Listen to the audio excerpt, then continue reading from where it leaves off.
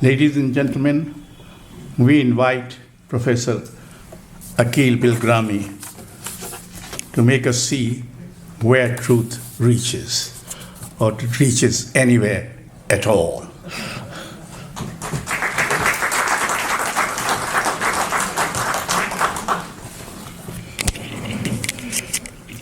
Thank you, Bajpai-san, for that introduction and for this invitation. I'm very honored to be here. I'm very sorry that I will be speaking on these rather arcane philosophical issues at a time when there are very much more urgent concerns for all of us. In your affectionate and admiring write-up on that painting, you point out that Raza is trying to capture how Gandhi thought that you have to peel off various layers of masking before the truth is revealed.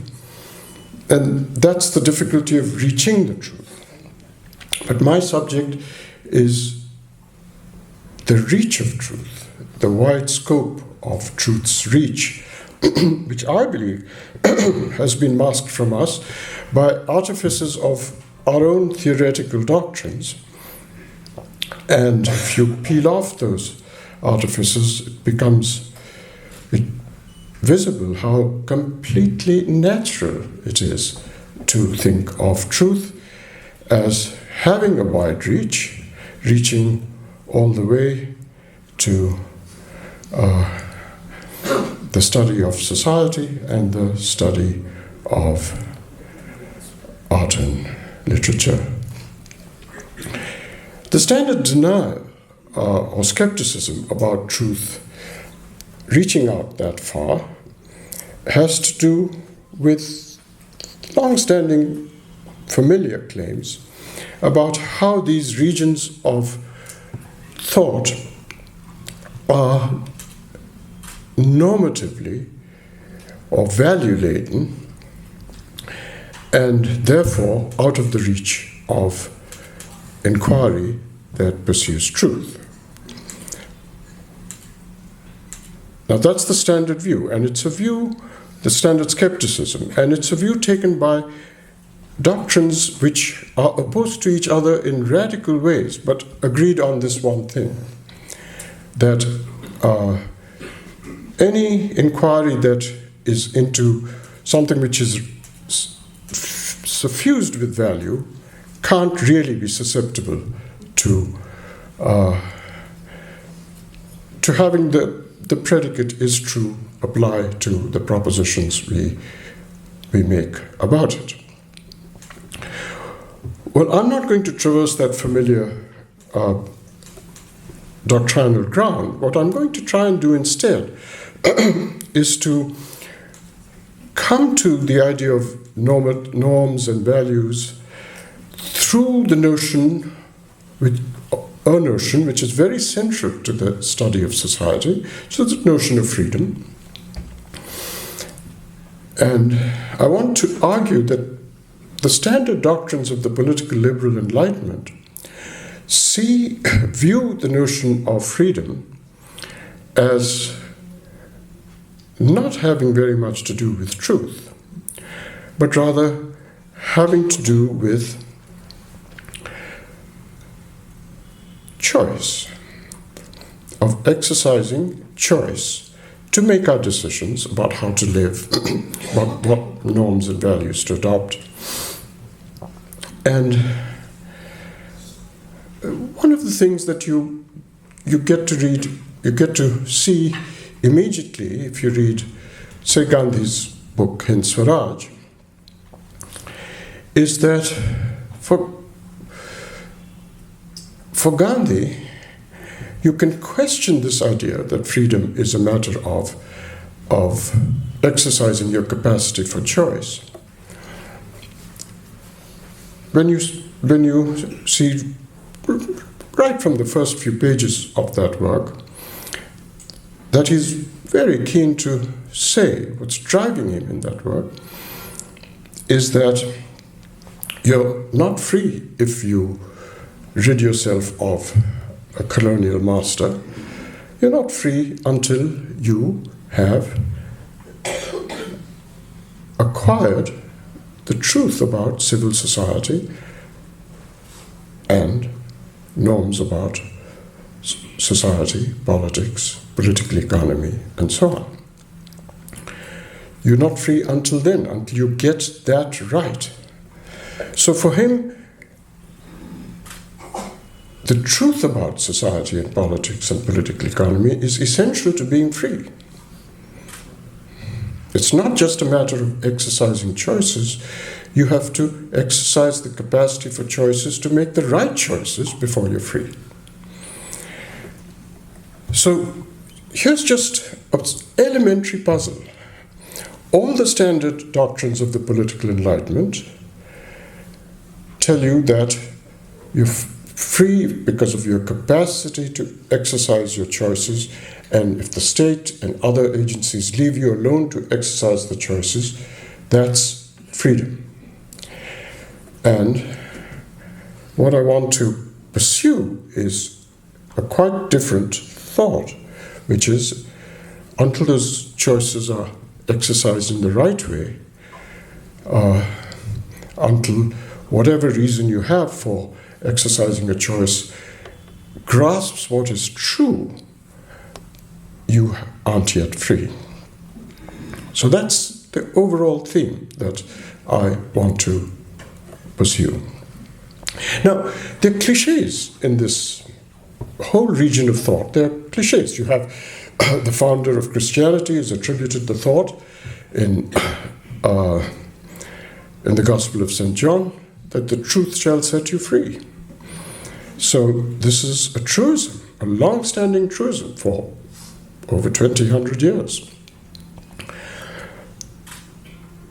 But how is it then that there is this chasm between the theories of the liberal political enlightenment and a truism? If something is a truism, it should be a banal and familiar truth. But all the doctrines we've become used to in the political enlightenment, which is that you're free if you exercise, you're permitted to exercise your capacity for choice. So there's a gap between where the theories stop and the cliche, and if a cliche is a familiar, if it's a truism, there's a gap between what something that's supposed to be a truism and your theories. So that's what I want to explore, and I want to explore it by a look at the whole intellectual history of the political enlightenment where this theme got developed. Immanuel Kant is a natural place to begin in looking at the liberal genealogy of the notion of freedom. Like Gandhi, he thought the central concept here was Swaraj, or autonomy, or self-governance. And he had a very particular angle on it, which became central to the liberal political enlightenment. Kant began the groundwork on the metaphysics of morals by saying that we need to understand how to move from empirical psychology to moral psychology.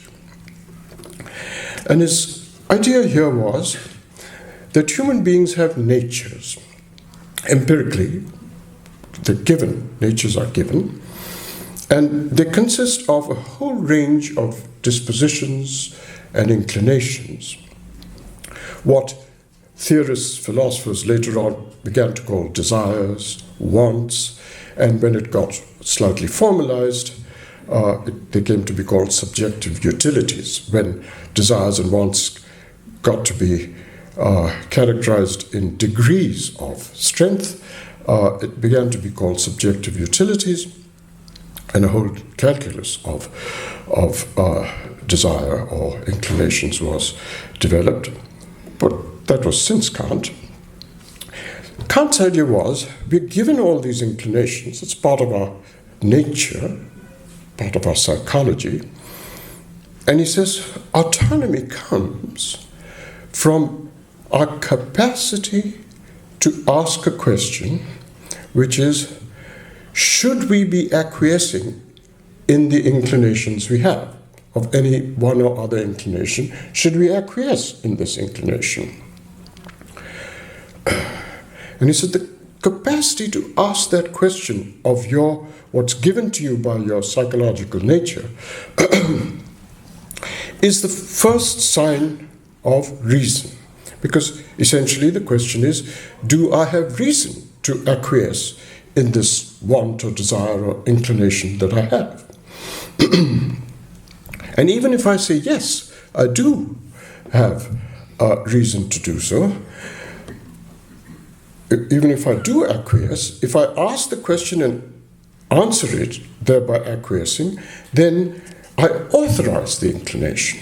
And that's what is a sign of our self-governance.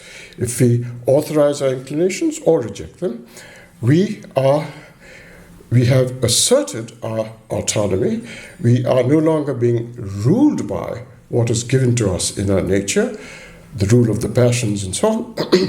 We authorize them or deauthorize them, and that is the first onset of what he thought of as reason and the first manifestation of our autonomy. Now, the political enlightenment emerged when this basic autonomy-inducing question, or autonomy-reflecting question, in Kant was applied not just to our psychological natures, but to our social conditioning. So my mother would sometimes say, I no doubt my sister also would sometimes have said to me, as she tried to condition me socially, don't do that. Bilgramis don't do that. Well, that's a kind of social conditioning. And at some stage, I can't remember at what age, I must have been the onset of Kantian reason. I began to ask, what happened to be doing what the Bilgramis are doing? And for the most part, my answer was no. And it was a sign of, so really it's the sign onset of reason, because the question is, do I have reason to be doing what my social conditioning would have me do? And it's reason of a kind that, so far as we know, Kant said, and Kantians of political enlightenment say, so far as we know, only human beings can ask that question. Wolves are socially conditioned by their pack, but they can't ask that question of their pack. So the notion of reason that gives rise to autonomy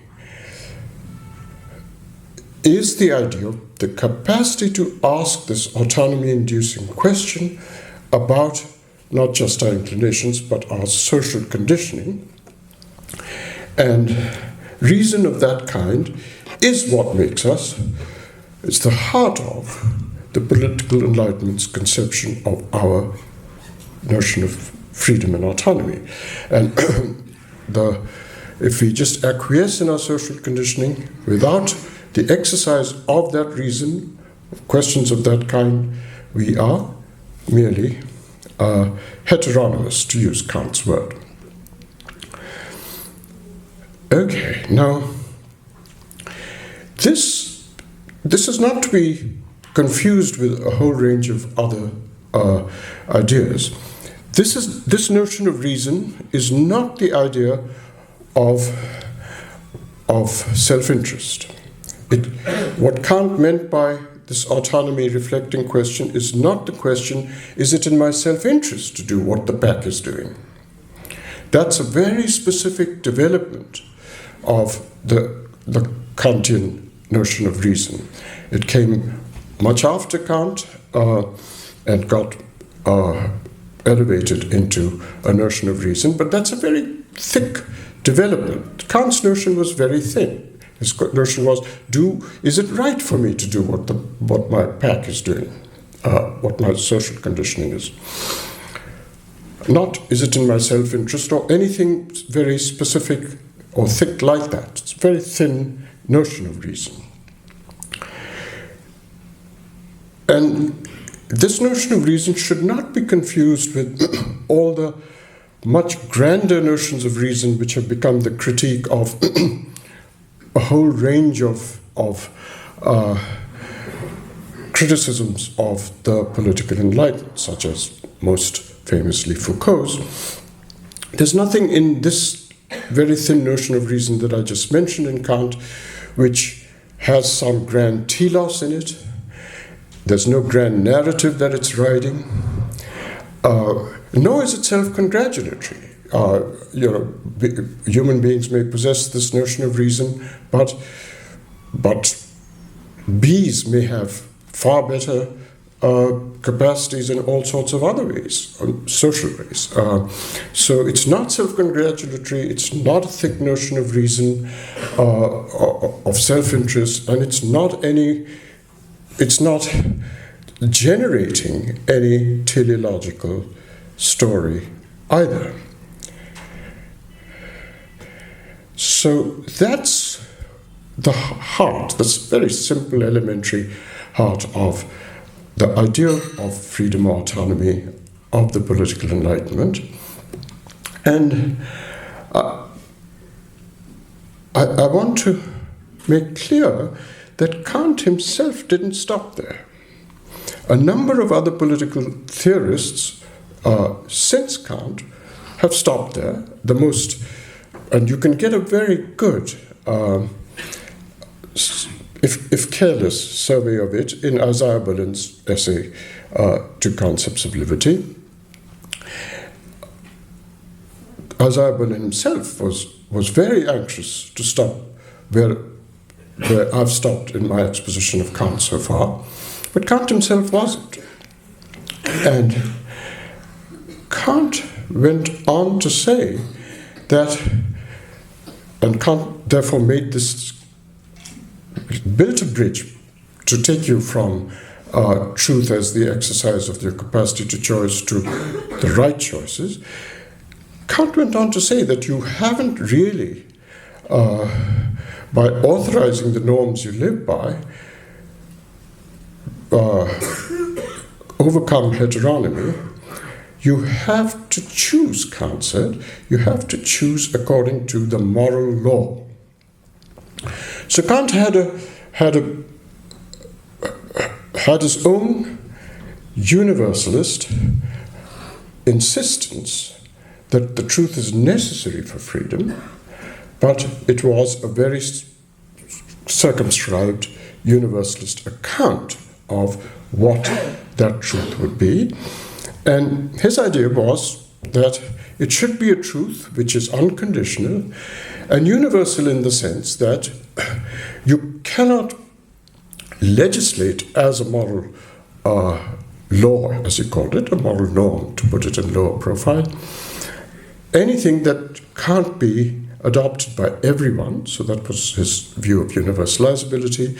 There has to be a rational consistency about it.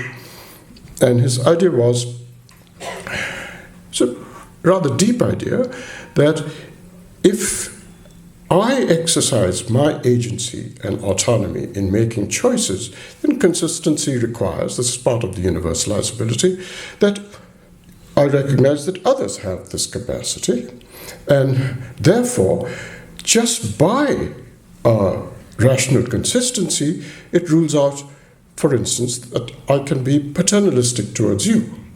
If you have the capacity to choose, then I must recognize that capacity and see you as somebody who sets ends. And so I have to respect you as a person, is his technical term for it. And so there is a recognition of an other's autonomy at all times, and that means to put it in his terms, I can't treat others as a means. I must always see them as ends and as end setters for themselves. That's part of his universalism. Now, of course, Kant's bringing together truth and freedom goes beyond the limited idea that I was saying is very much part of the political enlightenment. So Kant had all the ingredients to go beyond the political enlightenment, but he didn't go beyond it because he insisted that the truth which you authorize in your norms must take this universalist form, which is the other aspect of the political enlightenment, that it takes this universal form.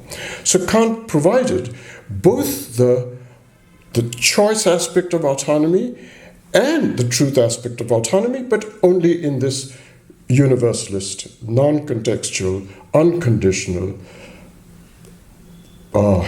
conception of what the right choices could and should be. But the very fact, I think, that he allowed you to get past the limited idea of freedom as the capacity to choose gives you the possibility of going beyond the universalist strictures of the political enlightenment, and that is the direction in which post-Kantian German philosophy took Kant. So the modifications that Hegel, and with the help of Rousseau, Hegel, Rousseau, and Marx made of Kant are crucial to understanding the limits of the political enlightenment. And here I want to give a little sermon. There is a great tendency among the cheerleaders for the political enlightenment to constantly try and assimilate, say, somebody like Hegel and Marx and Rousseau into the Enlightenment.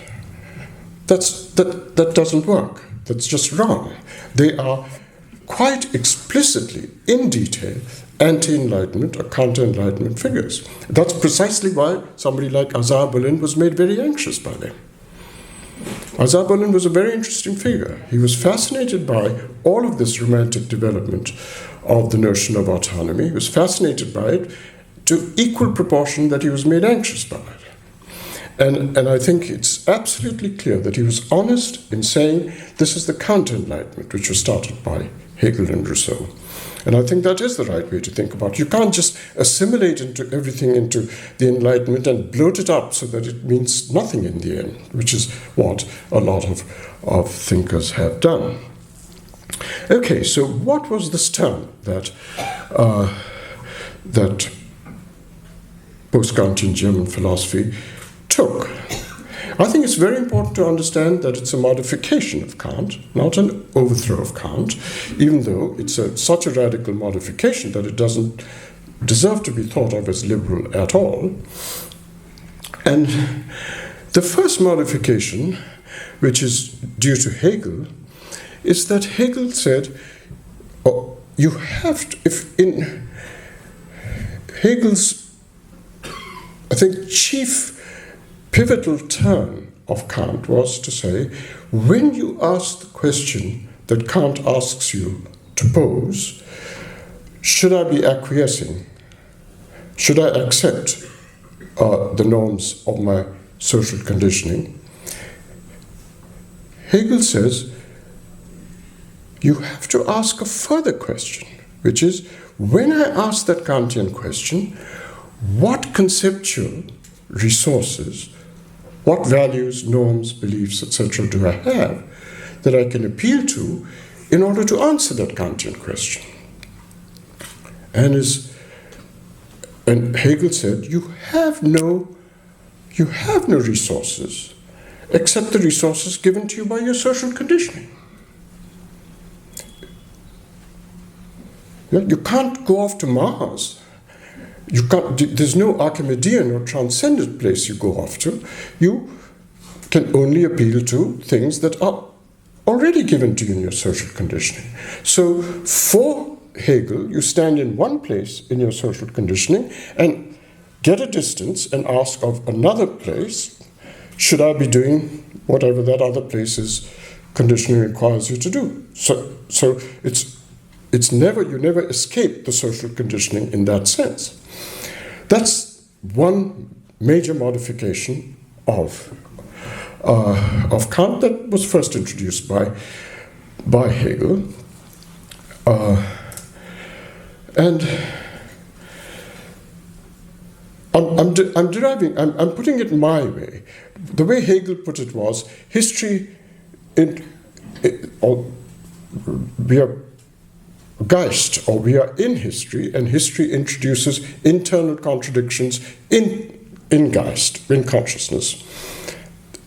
So his was a diachronic way of putting it. I'm just putting it in a synchronic way by asking, well, at any given point, if I ask, should I be acquiescing in this, I can only answer by appealing to things somewhere else in the social condition. So that's my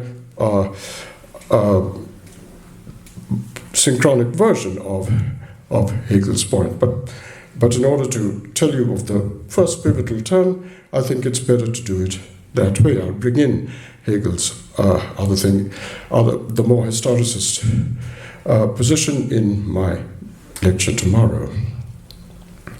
Okay, so that's the first modification.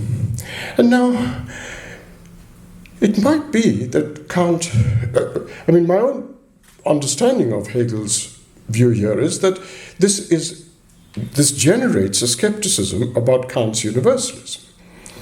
Now, somebody might say, no, it doesn't generate a skepticism about Kant's universalism, because after all, there may be some moral norms of the sort that Kant had in mind about means and ends, and for example, which all social conditioning provides you the resources to answer. So there's no reason to be skeptical of the universalism. And I don't think that can be right. And why it can't be right will be fully sort of explicit when I, somewhat later, either if there's time in this lecture or the next one, bring in some considerations from Wittgenstein. But let me just put it in a summary way right now. If you take the universalism to be vacuous, which is like cases must be treated alike, it sounds as if every set of norms that we are socially conditioned into have something like that common sense injunction. But as soon as you start saying, in what respect is something is like something else, should one be consistent, you immediately will get very different answers depending on which societies you are conditioned in. So, for instance, if you just take Kant's own idea that you should always treat people as ends. Well, if you're in a society in which there are utilitarian values, you're not going to agree to that. You're not going to be conditioned into a norm of that kind. There will be no place to accept a norm of that kind, no reason to accept a norm of that kind. What utilitarian says is that to pursue social aggregate utility, you should do whatever is needed to pursue social aggregate utility. And you very well might treat somebody as a means to pursue the highest social aggregate utility. In fact, it's very interesting. If you read somebody like John Rawls in A Theory of Justice, John Rawls has a principle called the difference principle, in which he says equality can be allowed inequality can be allowed. Rawls is by and large an egalitarian, but he says inequality can be allowed if the inequality allows you to pursue the upliftment of the worst off. So that's a commitment of the difference principle. Inequalities can be permitted if the inequalities help you to promote the upliftment of the very worst off in society. Okay, so let's paint a scenario. Suppose I think that Wajahat Habibullah is a man of tremendous talent, more than the rest of us. So I say, let's pay him a whole lot more than the others so that we can incentivize him to exercise his talent and produce innovations which will improve the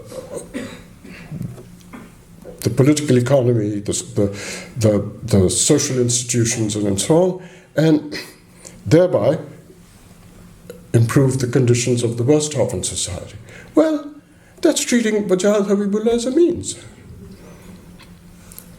Right? You're not treating him as an end. I mean, if you want to particularly reward him, you should do it because he deserves to be rewarded, not because it's going to promote something else. So you are treating him as a means.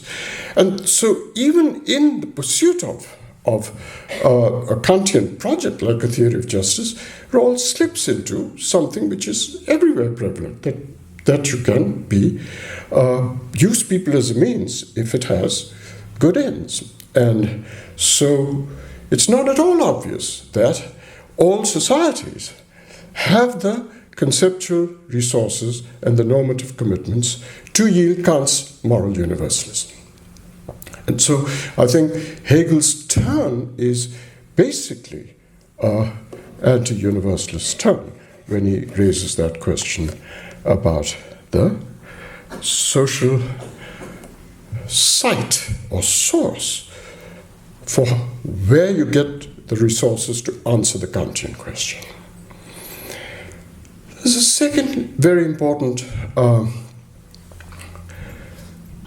term and modification of Kant that comes from Rousseau and gets developed by Hegel and Marx, but it's most vividly and brilliantly or original, profoundly there in Rousseau. And that's the idea that it's not just individuals who can ask the individual human beings who can ask the Kantian question, should I be doing what my social conditioning is doing? By and large, individual human beings constitute society and ask that question, but what Rousseau's work, Social Contract, allows you to see is that whole societies, whole groups of individuals, communities, can ask that Kantian question, not just individual human beings. Of course, the form of the question won't be exactly the same as it is when individuals ask it. When individuals ask it, they say, should I be doing what pack is doing? But when whole groups ask it, they would take the form of saying, should one, I'm using the word one to include not just human individuals, but group individuals, if you like, should one be doing what one's tradition has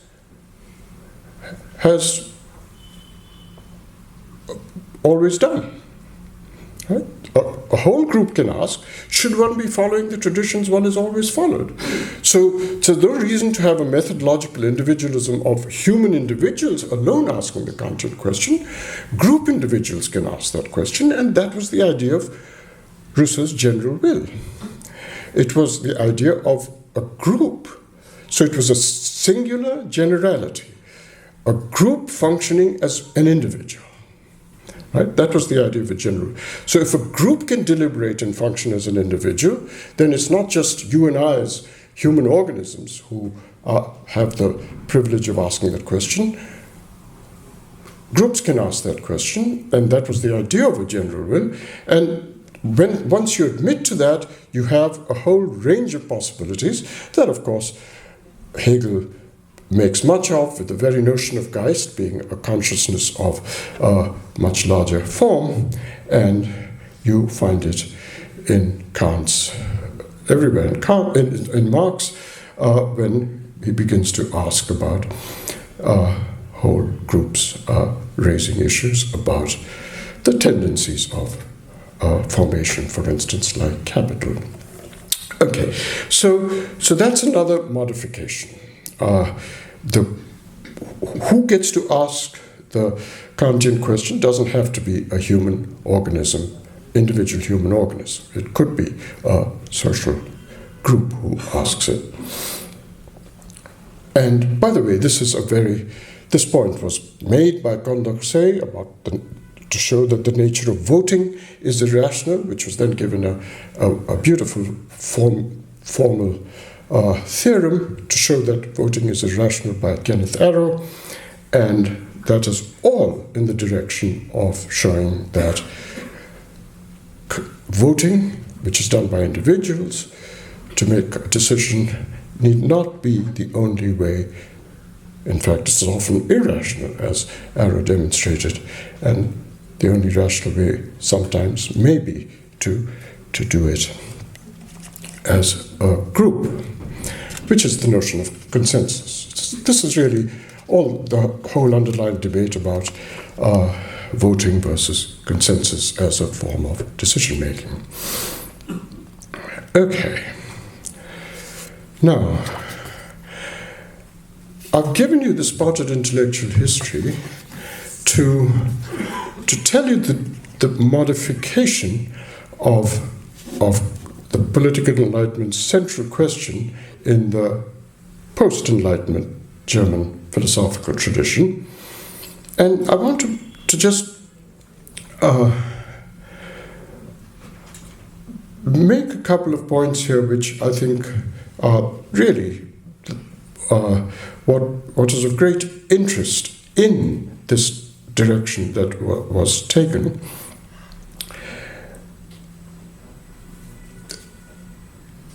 You see, and this brings me to the heart of the idea of the link between truth and freedom. If you see that Kant himself and Hegel and Marx and Rousseau give you the link between how truth and freedom are linked, how autonomy is not just the exercise of choice, but making the right choice, and you understand that you can't make the right choice except by appealing to resources that are part of your social conditioning, then there are ways to go wrong when you make when you make your choices. So, for instance, suppose I'm raising a question about some aspect of my social conditioning, and in answering it, I appeal to resources that are from some other aspect of my social conditioning, but those aspects of my social conditioning are just a bunch of prejudices of my social conditioning. So let's say casteist prejudice. I have some casteist prejudices and I deploy them in answering the autonomy question. Well, then I get it wrong. Right? So the idea is that reason is just a capacity to ask that question. Doesn't mean you get it right. Reason can be exercised wrongly, especially if it's part of your social conditioning, and your social conditioning, the part of your social conditioning which you appeal to answer the question is just a prejudice of which you have acquiesced in. So you can have illusions of exercise of reason. That's the important thing. You can really be under the impression that you have exercised your reason, and you, in fact, it's an illusion of having exercised reason. That comes with the idea that truth and freedom are linked. So the question arises, how can you tell? Is there a criterion? Is there a rule which tells you, here you've authorized it, and here you're under the illusion of authorizing it. Here your reason has been correctly applied. Here it is an illusion of an exercise of reason. Is there a criterion? And the answer is no. There is no criterion. All you can do is ask of the place you've gone to answer the question, and ask the autonomy-inducing question about that place too. There's no rule book. Outside of a very narrow range of thinking, there is no rule book. Reason is an extremely loose and broad notion. It's a very, very small part of reason which has rules to tell you how to reason. And so there's no answer to the question, when are you correctly exercising reason and when are you under the illusion of exercising reason? All you can do is to try and get over your illusions by asking the autonomy-inducing question all over again of that part of where you appeal to. And that is what Ashok Vajpayee was saying about Gandhi's claim that to getting to the truth and avoiding illusion is not an easy thing. You've got to go through layers of reason which reflect your autonomy. So there's a kind of vigilance. There's kind of vigilance that comes with the possession of autonomy that you have to exercise. And, Sartre understood this in a way, except that Sartre was not willing to call it reason, partly because he thought all social conditioning was a kind of bad faith.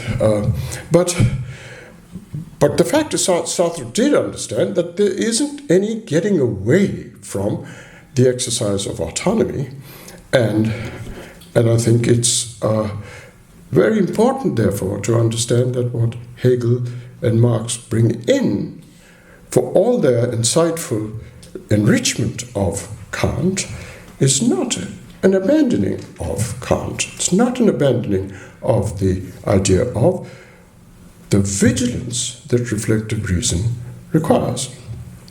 Okay, but I want to, can I have another 15 minutes? Yeah. Okay, so I want to ask, I want to raise a couple of other things which are close to my heart, because I think these are, for me, the really interesting aspects of the role that reason plays in social understanding.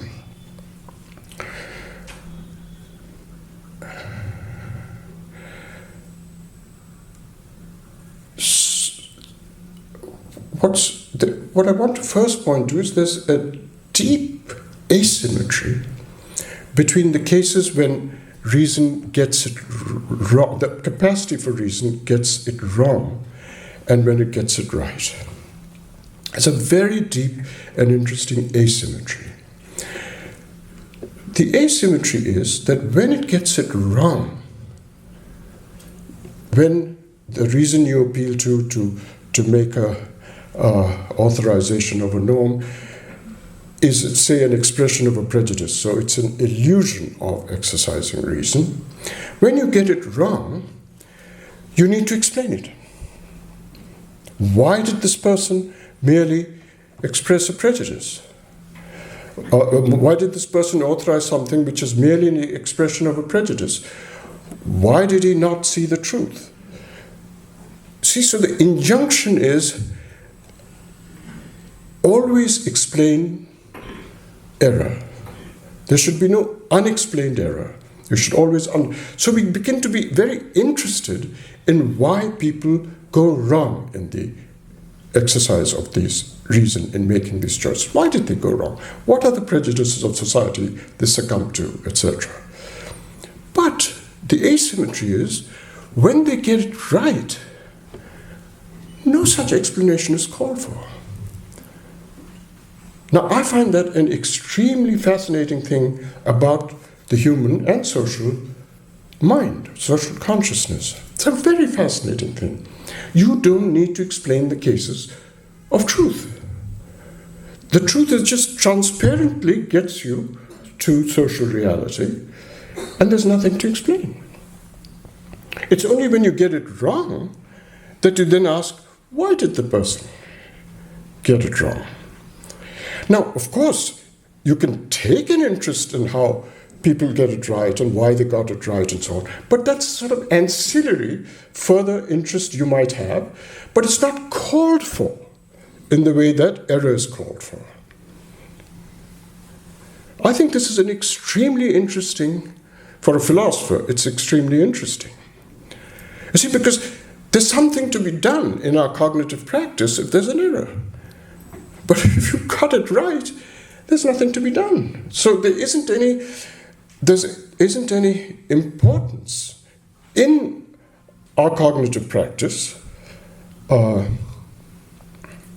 for this other thing. So it becomes a sort of ancillary interest, which of course historians have. I mean, historians make their living in this sort of thing, and you can have an anthropological interest in why things get true when things are true, but it's not called for when you've got the truth. And so think of it as the explanations of when you've got it right as a sort of bonus. It's not called for. If you have an explanation, it's a bonus. And I'm not even sure it is a bonus, because sometimes it can actually be a rather bad thing to be obsessive about explaining everything in that sociological way about choices and getting it right. I don't think you should be rushed to historical explanations all the time. Why? Why should you do that? I mean, Foucault is so interesting because he did that sort of thing for pathologies, for regimes of incarceration, for the stigmatization through normalization of mental illness and so on. He did it for pathologies, but he wasn't keen on just doing it for every case of, even when there's no pathology and when you've got it right. And I think that's an extremely interesting asymmetry. And one of the things that I think is a way to think about why asymmetry is important is that, in a way, truth and the transparency of getting to reality when your reason is exercised without illusion is that it's transparent. As I said, you get to the reality, and in a way it's the conceptual default. When I say you have to explain error, it's a conceptual default that there's the truth and transparency, and then you have to explain the cases where it doesn't exist, right? That's something is called for. And I'm very keen to say it's a conceptual default because it's got nothing to do with statistical frequency or anything like that. It's purely conceptual. You can, in fact, be pervasively erroneous, illusory, and so on. You can be. So I'm not insisting that this is more common to get it right. Not at all. It's only a conceptual default. And in fact, I think to bring in the third figure in this potted intellectual history I'm giving, Marx, is precisely that Marx wanted to say that in certain economic formations, you get it wholesale wrong. And that's what he meant by ideology, that you get it massively wrong. I mean, you can't get it entirely wrong, but you get it pretty massively wrong. And that's what he meant by ideology. And the overcoming of ideology is to gain transparency. The ideology is the opaque middle intermediary, epistemological intermediary that gets you from the transparent reach to truth. And so it can be very pervasive. It can be, a feature of a whole economic society around an economic formation like capital. And that brings me to one more point, which is that what Hegel and Marx were very keen to get us beyond Kant in was to overcome what they call the subject-object divide. And the subject-object divide for them was, I'm not going to try and spell out the exact epistemological issues of Hegel's critique of Kant, which turns on the idea of a thing in itself, or Ding an sich, and which made Kant, according to Hegel, completely unable to overcome the subject-object divide, because he had this notion of Ding an sich, a thing in itself. So reality is sort of unknowable in that sense. The object is unknowable, the subject is just separated from it unredeemably. And Hegel criticized him for that. But the idea here in Hegel and Marx, and the overcoming of ideology and so on, is that you overcome the subject-object divide when you're free of ideology and you get things right and you see through to the transparent reality, the social reality. Look, it's very easy to make this point on the non-social canvas. Take ordinary perception. Right? Take ordinary perception. I see an object in my vicinity. There's nothing to explain. The object is transparently present here when I see it. Now, I sometimes suffer from an illusion. When I suffer from an illusion, you need to posit intermediaries that make things opaque if it's not transparent. So you talk about appearances of a bottle, seeming as if there's a bottle there, and so on. Right? So you only introduce seemings, appearances, etc., if you've gone wrong, if there's non-veridical, if you've illusion. But when there's veridical perception, you just reach through to it. That's really the same idea. So the subject and object is not divided, they are integrated in the episode of consciousness, and of course on the social canvas, that is what Hegel and Marx sought. Okay, before I quit, I promise I'll quit in 5 minutes, I want to just set up things for tomorrow by giving a little bit of structure to the idea of how the social allows us to grasp transparently the norms of our society. And for that, I just want to appeal to a rather beautiful point made in Wittgenstein's discussion of rules. And I'll just put up something on the board which I'd like you to keep in mind for tomorrow's lectures. And if the board is still there, I won't have to put it up again.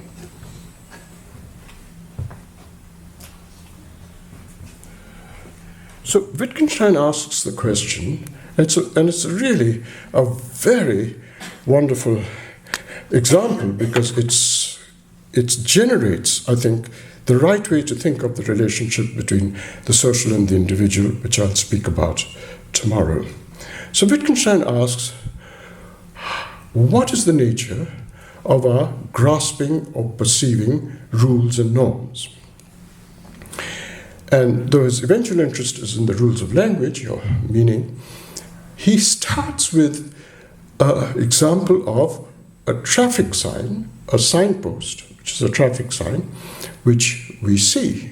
And he says, let's say all of us, when all of us see a traffic sign, we immediately see it as turning left, as telling us to turn left, right? So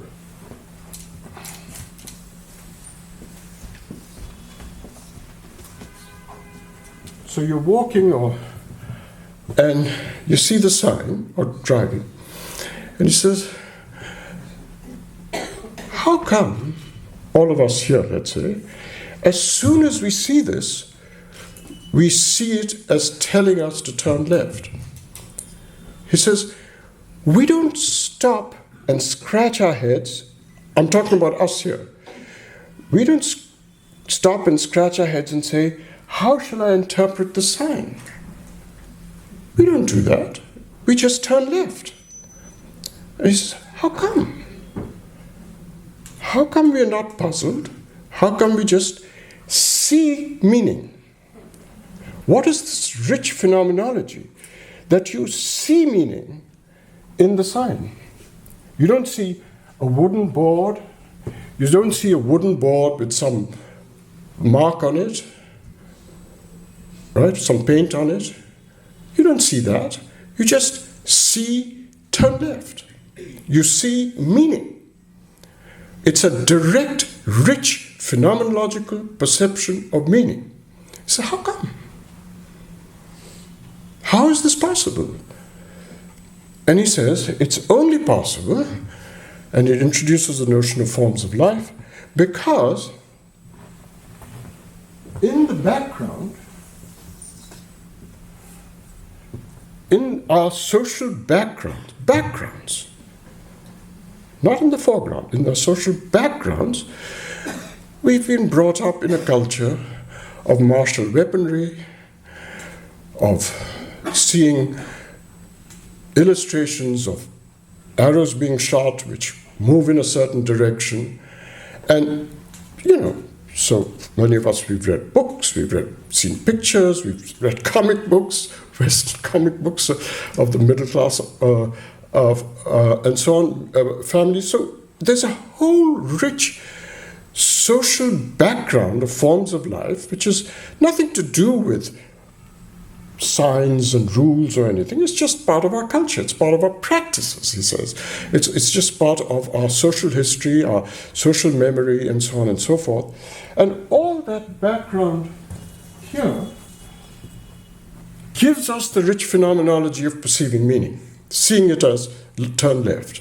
With somebody from another culture, let's say where arrows are, let's say the arrows are used for decorative purposes and not for martial weaponry. Right? They're going to go there, and they are going to say, what is this sign, So you need a certain background of social memories, culture, etc., to be able to so much as perceive correctly what the rules are. And then the question arises, how do illusions arise? How should we deal with those illusions? And there, the real hard issues of the relationship between social and individual will come up tomorrow. Thank you very much.